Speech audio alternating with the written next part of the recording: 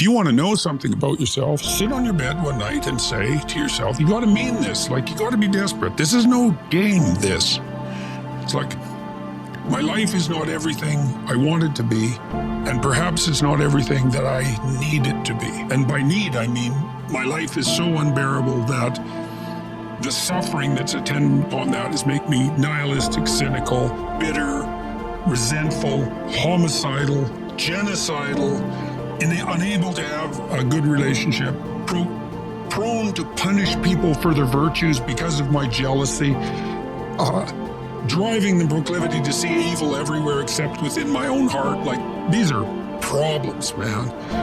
And you ask yourself, you sit on the bed and say, okay, man, I'm ready to learn something. Like, what's one thing I'm doing wrong that I know I'm doing wrong, that I could fix, that I would fix? It's like, you meditate on that, you'll get an answer. And it won't be one you want, but it'll be the necessary one. You know, and it's often something that will point you to small things. So Carl Jung said, people in the modern world don't see God because they don't look low enough. And so imagine you're in your messy bedroom, you know, and you're sitting on the edge of the bed trying to have an honest dialogue with yourself, and the little voice says, you know, it's pretty disgusting in here. And you think, well, I'm way above such trivial niceties as organizing my room. It's like, well, that's pride, that's arrogance. If you're above organizing what's actually yours, how in the world are you ever going to organize anything else? And so you get on your knees and you think, well, it's time to, you know, take a brush to the toilet. And maybe that's where you start. And that works. Like, that works. You start making those micro improvements, like real micro improvements, real on the ground, actual micro improvements to things you know that are wrong, you'll improve unbelievably rapidly. We deserve some respect. You deserve some respect. You are important to other people as much as to yourself. You have some vital role to play in the unfolding destiny of the world. You are, therefore, morally obliged to take care of yourself. You should take care of help and be good to yourself the same way you would take care of, help, and be good to someone you loved and valued. You may therefore have to conduct yourself habitually in a manner that allows you some respect for your own being, and fair enough. But every person is deeply flawed. Everyone falls short of the glory of God. If that stark fact meant, however, that we had no responsibility to care for ourselves as much as others, everyone would be brutally punished all the time. That would not be good. That would make the shortcomings of the world, which can make everyone who thinks honestly question the very propriety of the world, worse in every way.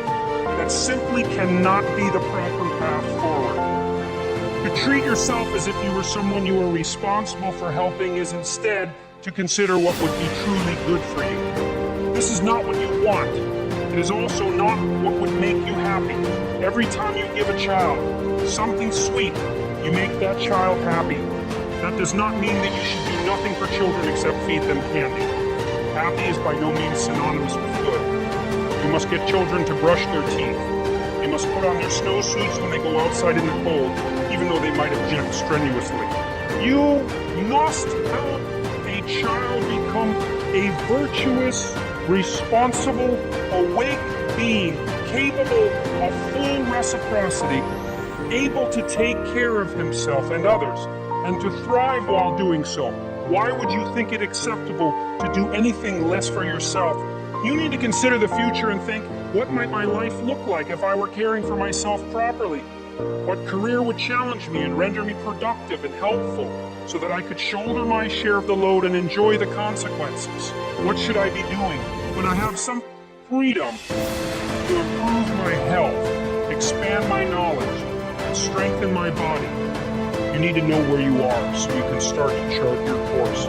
You need to know who you are so that you understand your armament and bolster yourself in respect to your limitations. You need to know where you are going so that you can limit the extent of chaos in your life. restructure order, and bring the divine force of hope to bear on the world. You must determine where you are going so that you can bargain for yourself, so that you don't end up resentful, vengeful, and cruel.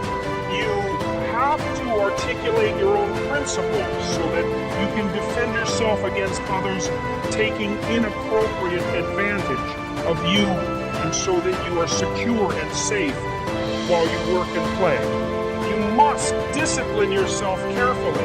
You must keep the promises you make to yourself and reward yourself so you can trust and motivate yourself. You need to determine how to act toward yourself so that you are most likely to become and to stay a good person. It would be good to make the world a better place. Heaven, after all, will not arrive of its own accord. We will have to work to bring it about and strengthen ourselves so that we can withstand the deadly angels and flaming sword of judgment that God used to bar its entrance. Don't underestimate the power of vision and direction. These are irresistible forces, able to transform what might appear to be unconquerable obstacles into traversable pathways and expanding opportunities. Strengthen the individual. Start with yourself. Take care with yourself. Define who you are. Define your personality. Choose your destination and articulate your being. As the great 19th century German philosopher Friedrich Nietzsche so brilliantly noted, he whose life has a why can bear almost anyhow. You could help direct the world on its careening trajectory, a bit more toward heaven and a bit more away from hell.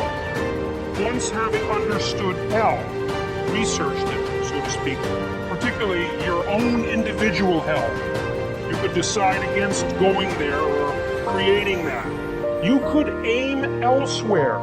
You could, in fact, devote your life to this. That would give you a meaning with a capital M. That would justify your miserable existence. That would atone for your sinful nature and replace your shame and self-consciousness with the natural pride and forthright confidence of someone who has learned once again to walk with God in the garden. You could begin by treating yourself as if you were someone you were responsible for helping.